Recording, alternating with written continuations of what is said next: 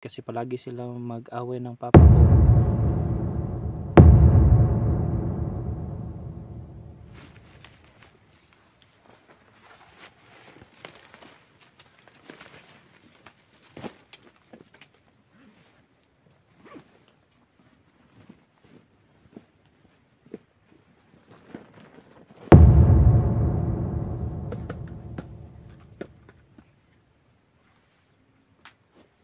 Tingnan guys, parang may kulungan oh.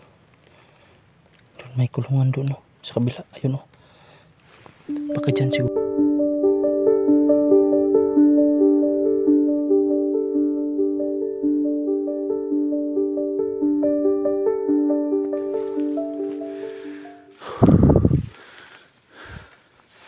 Sobrang layo na yung nilakaran natin guys.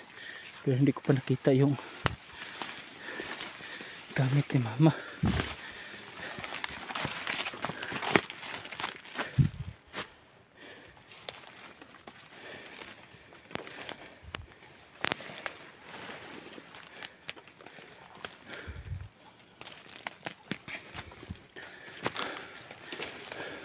May ano, may parang pinutol na kahoy oh.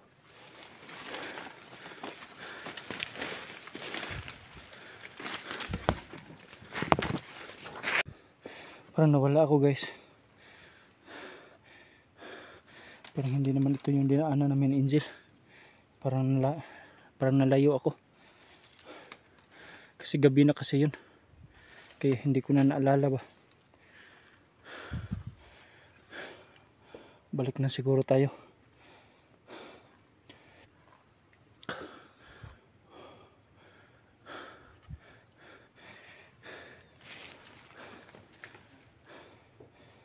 Oh, parang hindi ko na naalala itong ano na to.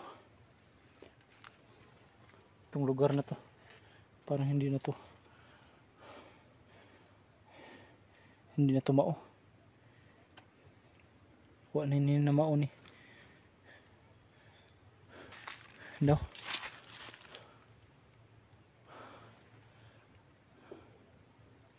Hindi na ito bay.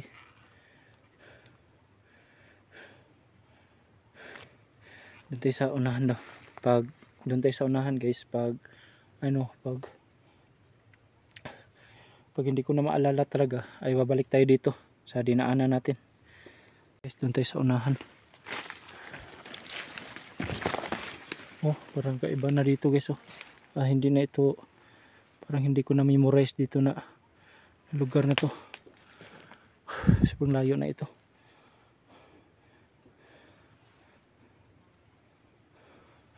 Parang nawala siguro ako. Oo, hindi na ito kasi may ano na dyan oh. Sa ibabaw, bangil. Sa ibaba. Parang hindi na ito. Hala. Hala guys. May bahay oh.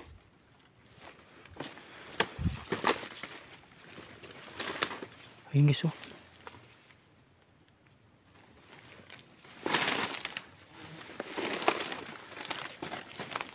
Ayun guys oh.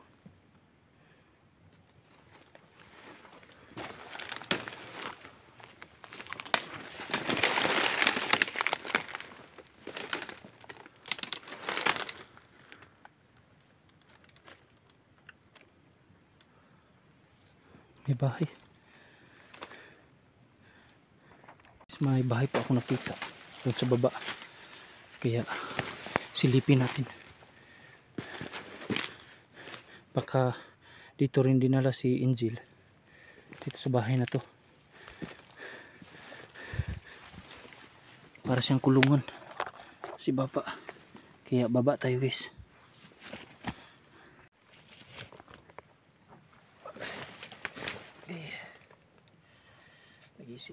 Nagisi ang pantalon.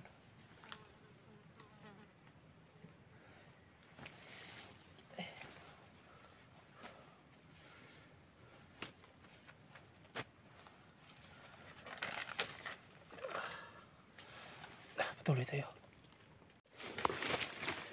Ibiso. Ito tayo sa malayo. Yun guys, oh.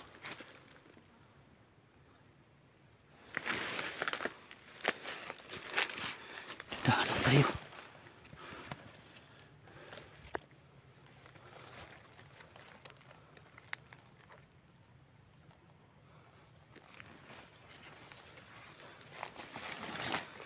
Ito yun guys, parang may kulungan, oh. Doon may kulungan doon, oh. Sa kabila, ayun, oh. Baka dyan siguro si Angel dinala.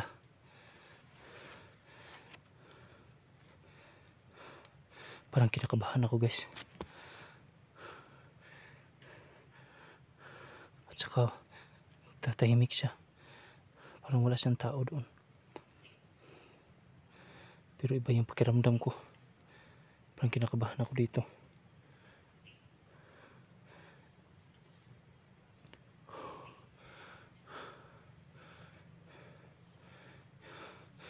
Ipapakita ko to ni Angel itong video na to.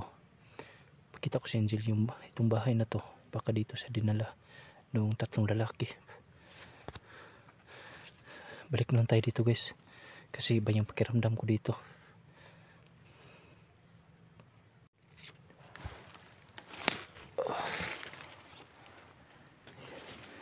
Dandahan tayo.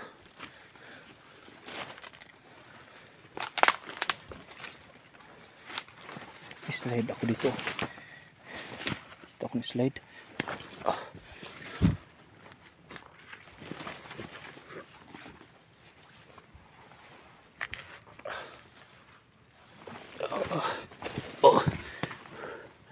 Sobrang tuktok ng bangil dito.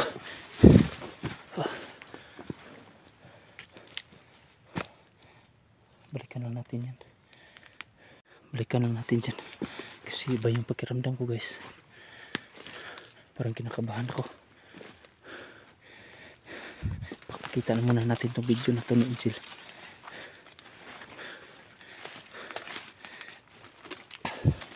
Balik tayo sa daan.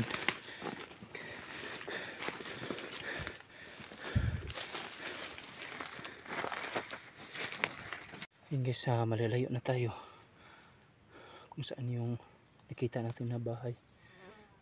Para iba yung kutob ko na doon dinala si Angel na ba sa bahay na yun. Pero wala pa tayong nakikita na yung tatlong lalaki, hindi natin nakita doon kasi nandun lang tayo sa malayo. Iwan ko pag lapitan siguro yun. Pero balikan lang natin dito. Pakita ko muna kay Angel yung bahay. Baka na baka na memorize na yung bahay, baka naalala pa niya yung bahay sa forma ng bahay. Naka-video naman tayo ng kaunti.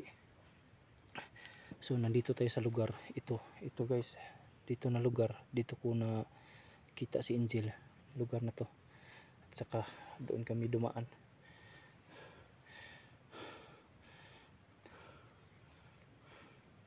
Sige guys, patuloy tayo kasi malapit nang dumilim din dito. Kaya patuloy tayo sa paghahanap sa gamit ni mama. Pauwi na rin tayo. Tayo na guys. Hindi na lang tayo dadaan doon sa bahay ni Labyrinth. Uwi na lang tayo. Hanapin natin yung gamit ni mama. Pagkatapos uwi tayo. Kasi iba yung pakiramdam ko guys. Para iba yung kutob ko.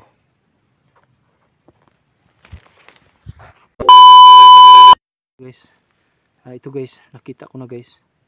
Ito yung gamit ni mama before siya tumalon doon sa malaking lake, yung malalim na lake. Ito yung gamit niya na hawak ko. Ano pa yung edad ko? 15 pa yung edad ko noon. Nang tumalon si mama sa malaking lake, malaking tubig. At saka sobrang lalim yun guys, kasi ano yun, natughoanan yun sa Pamulawan. Ito yung hawak ko na binigay niya sa akin before sa tumalon sa tubig. Kasi guys, naglalis kasi sila sa papa ko, nag-away kasi palagi sila mag-away ng papa ko.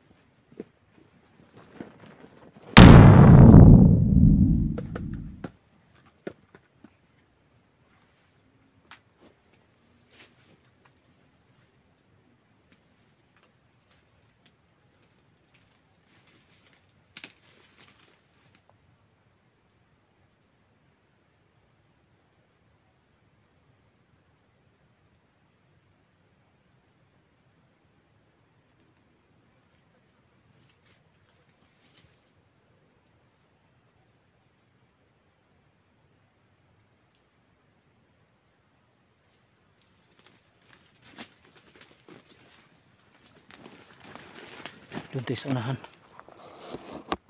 Parang may nakapasid sa atin dito. Doon tayo sa unahan guys. Parang kinabahan ako doon. Parang may nabasid doon sa atin sa likuran.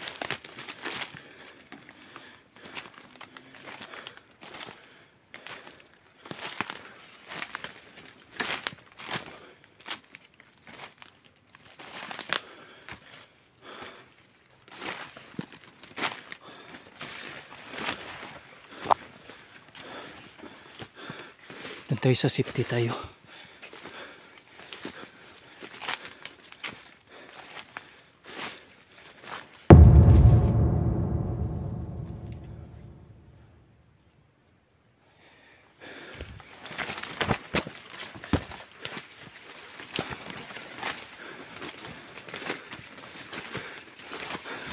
Bilis na natin.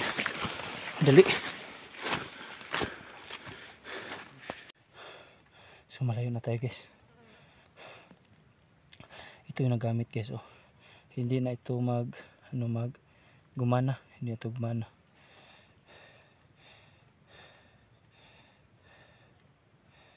Napakabait ng mama ko. Napakasipag ng mama ko. Madiskarte ng mama ko. Lahat. Parang lahat na siguro. At saka close na close kami ni mama. Ano siya, 15 ang akong edad nung tumalon siya doon sa tubig.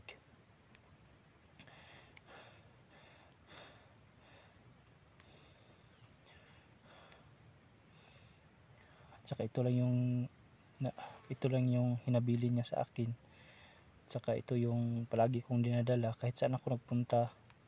Ito yung daladala ko. Hindi ko ito iniiwan. Palagi itong nasa bag ko. Kahit nandun ako sa trabaho, pero dalang-dala ko ito. Kasi suod kami ni mama. Super close kami ni mama. Yung dalawa lang kami doon sa bundok. Dalawa lang kami. Doon kami sa San Franz. Sa bundok ng San Franz. Dalawa lang kami. Kami talaga yung close. Hindi kami close ni papa. Kasi si papa palagi lang umiinom. Palagi lang lasing. Pag wala siyang sigarilyo, pag wala siyang maiinom, ang dinodumbol niya, pinapagalitan niya si mama, ako yung pinapagalitan niya, kaya ako didiskarte ako para makainom siya, makasigarilyo siya.